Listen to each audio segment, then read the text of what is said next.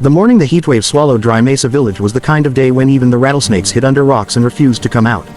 The sun felt like a weight on every living creature, pressing its burning palms onto the earth until the ground shimmered and cracked. It had been hot before, plenty of times, but this was different. This was heat that stole breath, heat that made air seem solid, heat that made people feel like the world itself had turned against them. Cole Warren was riding back from town with his canteen swinging against his saddle and a sack of supplies tied behind him.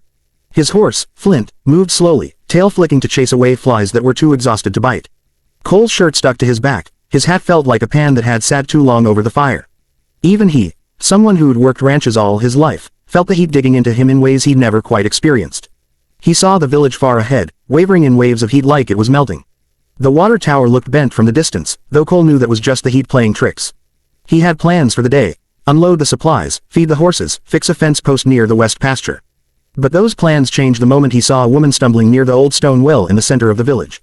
She wasn't just warm, she looked on the edge of collapse. Cole pulled Flint to a stop. The woman had one hand on the well, the other raised as if she'd been attempting to wave someone down before losing the strength. She looked young, maybe mid-20s, with loose dark hair sticking to her neck. Her dress clung to her like she'd just stepped out of a river, though Cole knew it was only sweat. He was at her side in moments. "Ma'am, you all right?" Cole asked, stepping down from his horse. She lifted her face slowly, and he caught the shimmer of heat exhaustion in her eyes.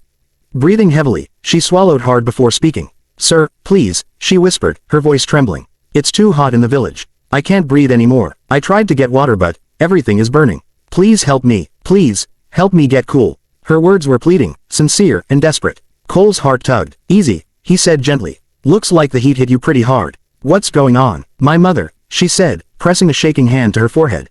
"She's sick inside the house. The heat, it's worse inside. Feels like the walls are trapping it. Our water barrel is almost empty, and the bit left, it's warm like boiled soup. I tried to get some from the well, but..." Her eyes lowered in embarrassment. Cole followed her gaze to the frayed rope and heavy wooden bucket. It would have taken considerable strength to pull it up. Even a strong man would have had trouble. "You did your best," Cole said. "Let me handle it." He gripped the rope and began pulling, the old fibers stretching and groaning. The bucket rose slowly, water sloshing inside, cool droplets dripping down from the sides. Mira, he didn't yet know her name, but the way she watched the water made him feel like he already understood something important about her, pressed her palms together in relief. "Here," Cole said once the bucket reached the top. Before he could set it down properly, she dipped her hands into it, gasping as the cold water touched her scorching skin. She splashed her face, drinking some when the tremble in her arms eased. Water dripped from her chin, down her neck, resting on her collarbones like jewels. "Feels like heaven," she said softly, eyes closed. The vulnerability in her voice hit Cole harder than he expected. "Slow sips," he said, offering his canteen. "Your body's been baking in this heat. Don't shock it all at once." "Thank you," she murmured. "Truly. What's your name?" Cole asked. "Mira," she said, still catching her breath. "Mira Dalton." "Well, Mira, I'm Cole Warren. And I don't think you should stay out here a minute longer. Let's get your mother some water and get both of you inside somewhere cooler." Mira shook her head. "Inside the house is worse. No windows, barely any shade. We don't have anywhere else to go." Cole looked around. Several villagers were struggling to stand. Dogs lay under wagons, panting with dry tongues. Even the old saloon had its doors open in hopes of catching some imaginary breeze. "You can't stay here," Cole said firmly. "Both of you will get sick. Come on, show me your house." Mira nodded weakly and led him down a narrow dirt path. Each step she took seemed slower than the last. Cole placed a steadying hand near her back without touching her, close enough for her to lean on him if she needed. Her home was small, one of the older clay houses in the village. The moment he stepped inside, Cole felt the suffocating heat settle on him like a blanket fresh from a fire. Myra's mother lay on a bed in the corner, her breath shallow and uneven. "She needs water," Cole said immediately. "And cooler air." "We tried," Mira whispered. "Everything we tried made it worse. You shouldn't stay another hour. Mira, both of you come with me to my ranch. It's just a short ride north. Cooler shade, open windows, spring water. People used to come there to escape heat like this." Mira hesitated, worry crossing her face. "I don't want to trouble you." "You're not," he said, meeting her eyes. "You need help, and I'd never forgive myself if I left you here like this." After a pause, Mira nodded. Cole lifted her mother carefully, noting how light she was. Mira grabbed a few belongings, water jug, a worn shawl, a faded photograph, and followed him outside. Cole helped Mira mount the horse behind him, then settled her mother in his arms. As they rode toward his ranch, Mira clung lightly to Cole. At first, she tried to sit apart, leaving space between them, but each bump in the trail made her lean in closer. Eventually, her forehead rested gently against his back. Cole didn't say anything, he simply guided Flint through the shimmering heat, aware of her breath warming the fabric of his shirt. When they arrived, the ranch seemed like a blessed sanctuary. Wide open windows let the breeze drift through the house, and the shade from tall spruce trees cooled the entire yard. A small creek ran behind the barn, sending fresh, cool air over the land. Cole carried Myra's mother inside and laid her near an open window. Mira followed, her eyes widening at the coolness of the house. "It feels like another world in here," she whispered. "Spring water flows under the property," Cole explained. "Makes the whole place cooler." She dipped a cloth into a bowl of cold water he'd prepared and gently wiped her mother's forehead. Watching her, Cole noticed the tenderness in her touch, the fear in her expression, the strength that kept her steady even when she looked ready to collapse herself. He brought her a fresh glass of cool water. Mira took it slowly, drinking with grateful eyes. "You saved us today," she murmured. "I don't know why you cared so much, but, thank you." Cole rubbed the back of his neck, trying not to show how her gratitude affected him. Sometimes caring's the right thing to do. He'd like this isn't something to face alone. Mira looked at him in a way that made something warm move through his chest. "Then maybe, today, we don't have to." Hours passed. Mira stayed at her mother's side, refreshing the cloth, whispering comforting words. Cole fixed a light meal, brewed a mild herbal tea, and made sure both women had enough water.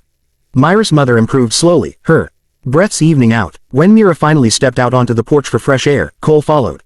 "You should rest too," he said. "I will," she replied. "I just needed to breathe, really breathe. I didn't realize how much I missed feeling air that wasn't burning me."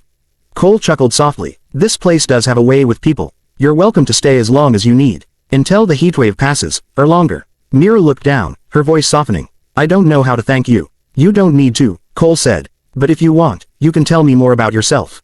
Makes work go faster around here." She gave a small smile. "I suppose that's fair." They sat together on the porch steps, watching the last golden light of the setting sun touch the fields.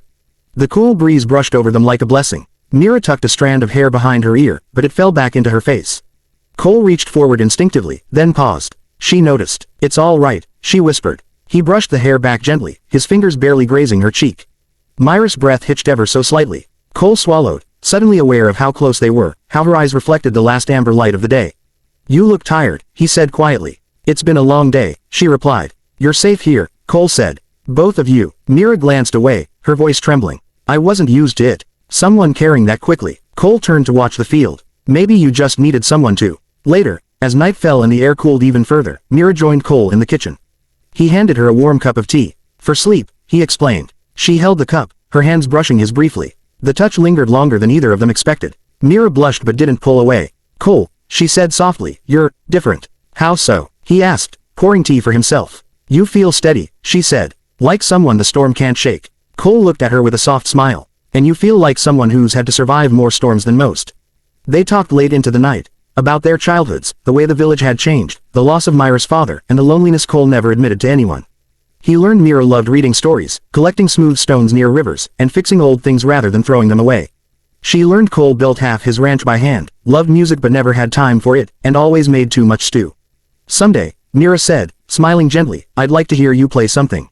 A harmonica, maybe." Cole chuckled. "You would." "Yes," she said, "I think you have a song in you that wants to come out." The conversation drifted into quiet moments filled only by the sound of crickets.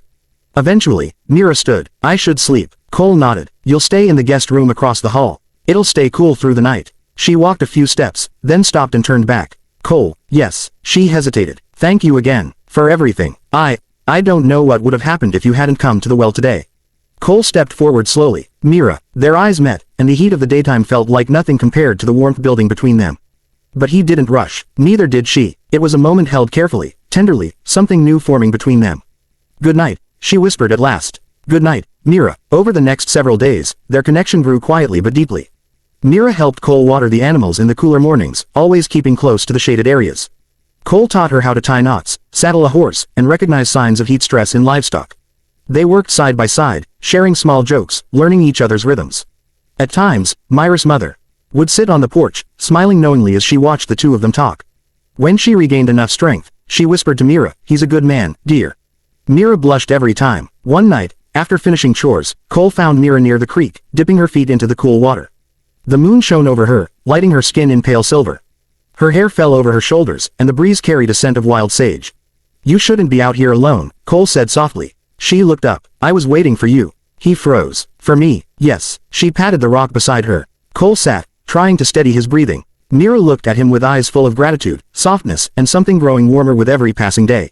"I've been thinking," she said. "About what?" "About the day you found me at the well. I was scared, more scared than I admitted. Everything was falling apart. You were strong, Cole said. No, she whispered. I was holding on by a thread. But when you came, something changed. Like I wasn't alone anymore. You'll never be alone again, Cole said before he could stop himself.